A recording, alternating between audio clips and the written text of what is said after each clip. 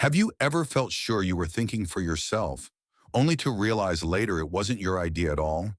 That chilling twist, when your inner voice suddenly sounds borrowed or edited or borrowed again, is closer to home than you think, and it happens far more often than you're comfortable admitting. Setup. We like to believe our minds are private, protected chambers of logic and reason. But the truth is, your mind is a landscape shaped by tiny cracks, slots that let in outside pressure, sometimes without notice.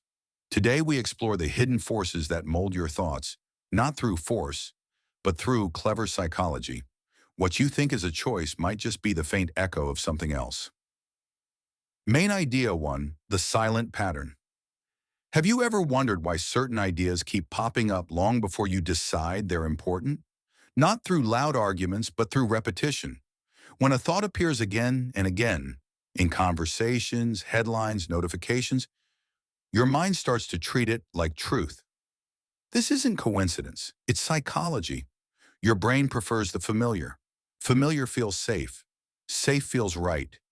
Imagine waking up and the first thing you see is a phrase on your phone, then it's commented on by a friend, then whispered in an ad before your favorite show. By the time you consciously notice it, your mind has already said yes. The idea feels natural, because somewhere deep inside you've already agreed with it in silence. Main idea 2, the invisible choice. Ever been asked, would you like freedom or a little more security?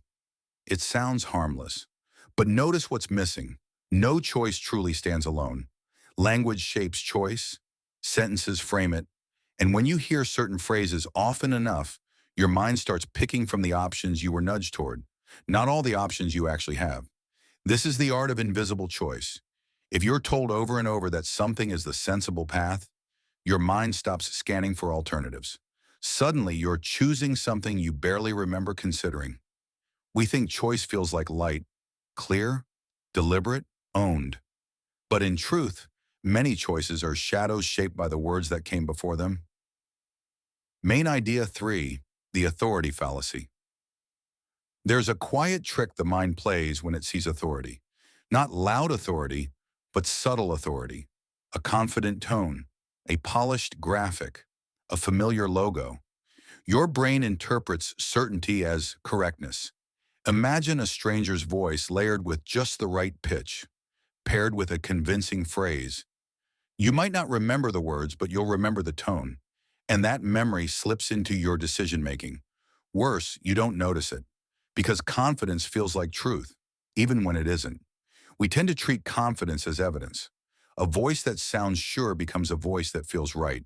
And before you know it, your internal compass adjusts itself to someone else's direction. Main idea 4, emotional rivers run deep. Logic feels safe. Emotion feels urgent. If you've ever made a decision based on a feeling you couldn't fully explain, you've felt one of the oldest psychological hooks there is. Emotion doesn't just color thoughts, it anchors them. Imagine being praised intensely, even before you've earned it.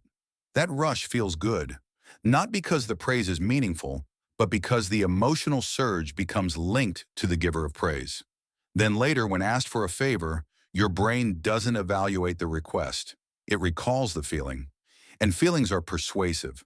That's why emotional influence is more powerful than logical argument. Logic argues with your thoughts. Emotion argues with your identity.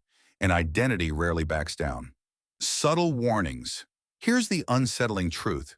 You don't need to be weak to be influenced. You need to be human. People fall prey to these psychological pushes when they stop questioning the why and start trusting the comfort. When something feels good or familiar or safe, your mind quietly stops protecting the core of your own decisions. And that's when influence becomes automatic. Not forceful, not brazen, just accepted. That's the danger. Not the loud manipulator, not the obvious liar, but the one who makes you feel understood as they quietly steer your thoughts. How to see the pull. So how do you notice it?